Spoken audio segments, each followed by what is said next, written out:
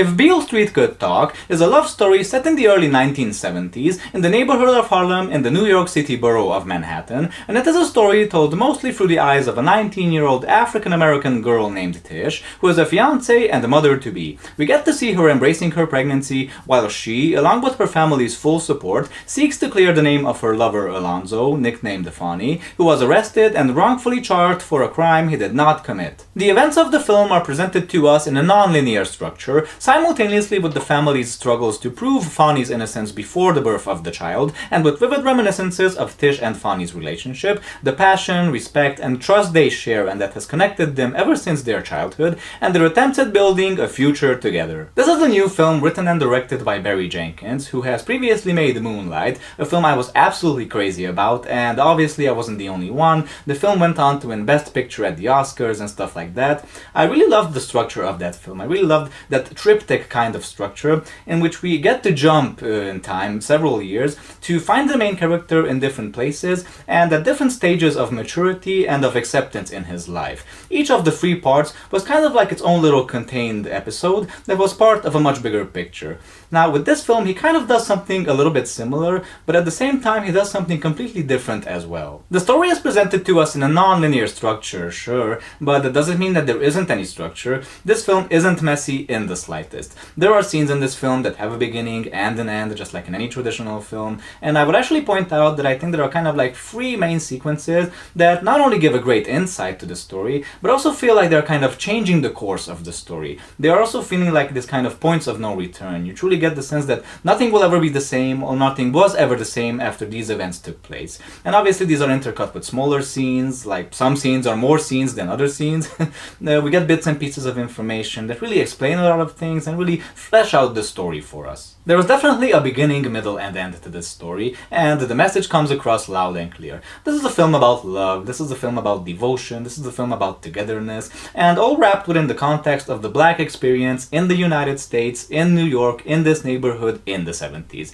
There's this undercurrent of hope all throughout the film, despite the very grim circumstances our characters are faced with, and the rather fruitless efforts they make in order to try to put things back on track. You really do get the sense that, man, life would be just so perfect if it just wasn't derailed by all of these forces of opposition. Social commentary is definitely a part of this film. We are presented with an environment that's very heavily racially biased, but on the other hand, on the other side of the fence, we are also presented with a lot of goodness, a lot of compassion and understanding that really manifests itself in the form of several characters. There's a character, for example, played by Diego Luna, who is a waiter at a restaurant and who has absolutely no problem in being willing to give the couple a free meal during an evening when they don't have any money. There's also a Jewish landlord played by Dave Franco who agrees to rent to the couple a place to live when in New York no landlords are willing to rent apartments to any black people ever at all. The most interesting and unexpected thing in the film actually happens in its first half hour, when Tish decides to tell her family and Fonny's family that she is pregnant,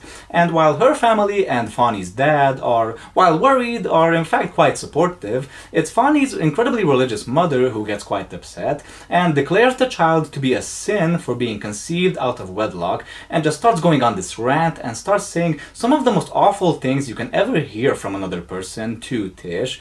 And this is a scene that I really don't want to spoil for you if you haven't seen the movie yet. It's one of the most satisfying endings to a scene I have seen during recent memory. It's incredibly shocking and unexpected. It's nevertheless quite warranted. It's also a little bit funny in my opinion, and it's also a little bit quite sad as well. This is one of these main sequences in the film I was talking about earlier, when you really truly get the sense that things will never be the same ever again for these two families. It's only after this, during like this middle portion of the film, when we actually do get to see what happens before and what happens after Fonny's arrest. Like how he got into this whole mess, who framed him, why his alibi wasn't considered to be reliable, and etc, etc. And the whole proceedings following this, like trying to get in touch with the victim of the crime, and Fonny's mother, played brilliantly by Regina King, who is absolutely, I think, the hero of the last third of this film, actually getting to confront the victim. I just love the way this director makes his ideas come across through his films. There is a portion of the film, for example, during which Tish starts working at a perfume store, and she says that every time a black man comes towards her, they never touch her. They just pull out their hand, she sprays it, and then the man takes his hand to his nostrils.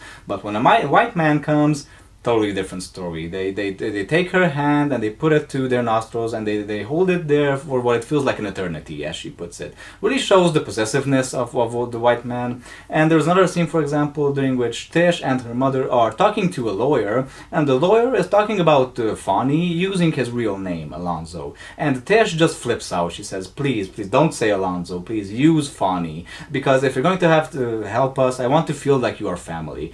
Really shows that the people who feel the need mostly for that comfort and for that closeness and for that familiarity are the ones who have been discriminated the most. Some things in the film are handled with humor, like when Tish is during the end of her pregnancy and her baby starts kicking harder and harder, making her drop eggs on the floor and dropping the coffee pot and stuff like that, while other moments are executed with this incredible tenderness, like when the first time they make love, which is an excellent scene. So this film is an excellent balancing act between being a love story and being a family drama, being a crime film, and being very emotionally stirring, while also being quite lighthearted at the same time. So I liked this film, definitely. I wasn't exactly as crazy about it as I was about Moonlight. It took me a while, a little bit, for me to get used to it, and the ending kind of left me a little bit unsatisfied, but overall, when I was on board with it, I was definitely on board with it. So my question to you guys would be, what is your favorite film from Barry Jenkins? Is it Moonlight, or is it If Beale Street Could Talk?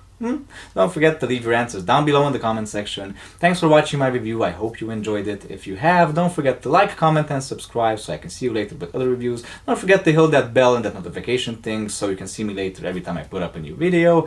And what can I say? Don't forget to stay cool, stay awesome, folks, and keep watching movies. Goodbye, people.